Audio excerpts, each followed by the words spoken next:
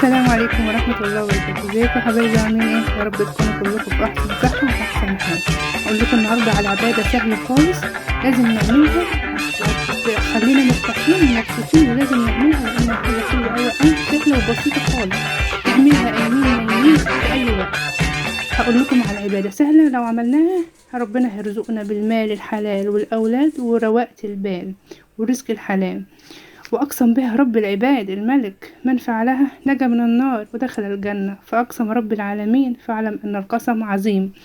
بدليل من القرآن، من القرآن هكلمكم عن حديث إبليس مع رب العالمين. قال يا رب لأغوينهم وعزتك وجلالك لأغوينهم ما دامت أرواحهم في أبدانهم.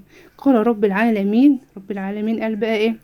وعزتي وجلالي لا أغفر لهم ما داموا يستغفرونني. طبعا عرفتوا العبادة الاستغفار، لازم نقول الاستغفار. أنا بقول لكم على طول لازم نستغفر ربنا. الاستغفار حاجة جميلة جميلة أوي أوي. أنا بعمل الوقت بقى حاجة إيه حلوة خالص وسهلة خالص وجميلة، يعني نفرح بها العيال وهم قاعدين. جبت شوكولاتة وبعدين سيحتها على بخار ماء، شوكولاتة دارك هي حلوة يعني في الاستخدام، أو شوكولاتة سما، وسيحتها وبعدين عملتها سلطة القوالب السيليكون دي، عملتها في الجناب كلها، حطيتها في الفريزر شوية. نيجي نطلعها تكون ماسكة ما مسكتش معانا، نعمل عاملة دي الحركة دي تاني، نعملها شوكولاتة ونحطها تاني فين في الفريزر.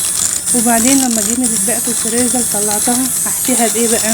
هحشيها بقى معايا كريم شانتيه ومعايا قشطة، ضربتهم ومع بعض وحطيت عليهم قهوة سريعة الذوبان مع نص كوباية لبن دافية، وحطيتها في المضرب هي بتتضرب، وايه ومعلقة شوكولاتة سايحة، حطيتهم وضربتهم مع بعض. وطلعت الشوكولاتة من قوالب السيليكون بالشكل، طلعت بالشكل ده. معرفتيش تطلعيها اعملي تاني، يعني اعملي تاني ايه يعني ادهناها تاني بالشوكولاتة. دهنتها مرة معرفتيش دهنها اول تطلعيها اول مرة، ادهناها تاني مرة تطلع بقى سهلة وبالشكل ده. انا بدهنتها مرتين عشان تطلع متماسكة، ما تطلعش تتكسر مننا. او دي شوكولاتة دارك اهي اللي كنت مستخدماها، او شوكولاتة سما المتوفرة عندك. تمام. وحشيت بقى اللي حطيت الحشوة دي القوالب اهي السيليكون، لما طلعتها منها بوريها لكم. تطلعها سهل خالص جدا، بس لازم ايه نعملها جامد حلو، يعني ما نعملش حاجات بسيطة رقيقة عشان نعرف نطلعها من الحاجة اللي احنا هنحط فيها. لازم نخليها سميكة شوية. دي الحشوة لما حطيتها في الكيس الحلواني. ودي مكسرات المتوفرة عندك، اي نوع مكسرات. وده بسكوت اوريو، كسرته كده بالشكل ده، هحطه مع الكريمة بالشوكولاتة.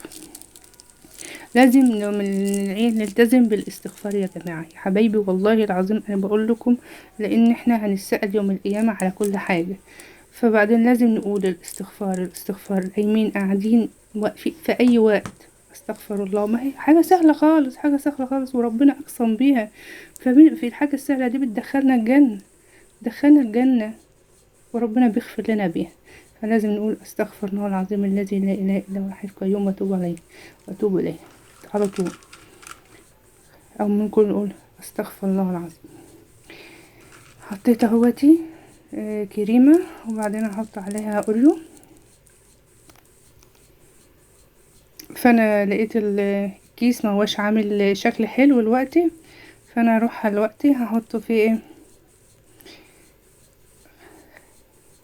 شكل بالبتاع اللي قدامي اللي بتعمل الوردات. هاجي تاني حاجة حلوة كده نفرح بقى العيال وهم قاعدين كده وبيذاكروا هم بالليل، عندنا حطيتها فين في الكيس الحلواني دي عشان بيطلع البلبلة لونها وردة البتاع بيطلع وردة كده. فانا هدي منظر كده اللي عملتها قبل كده.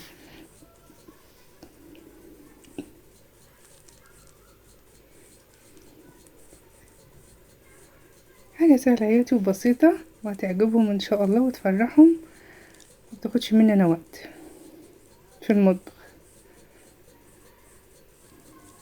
اي كريمة متوفرة عندك، كريمة لباني، قشطة من بتاعة اللبن في البيت، في اي بيت ديتي، نحط عليها كيس كريم شانتيه ونضربه، بتطلع لنا نتيجة حلوة. نزوق بقى.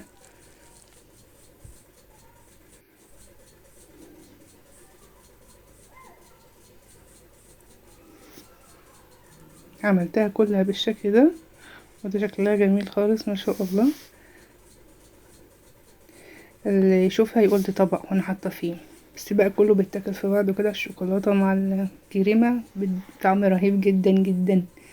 ودي طبق كده كان فاضل، فيعني بقول يمكن تتزوق بالمنظر ده او المنظر التاني اللي انا هعمله دلوقتي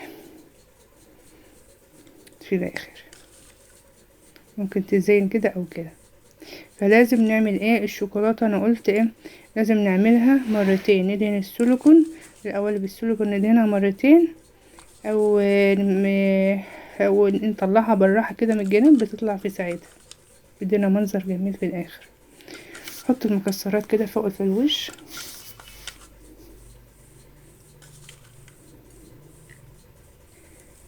والاوريو بردك.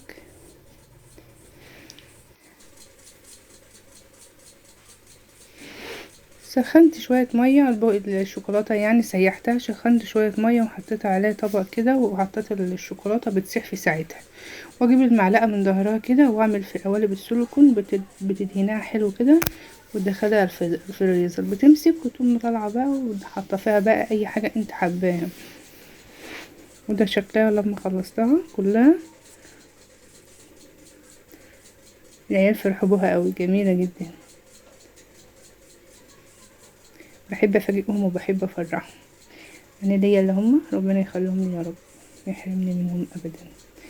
نزينها بقى في الاخر كده بشوكولاته بالشكل ده، رايحه جايه كده بالشوكولاته، بما انها شوكولاته فشوكولاته في شوكولاته.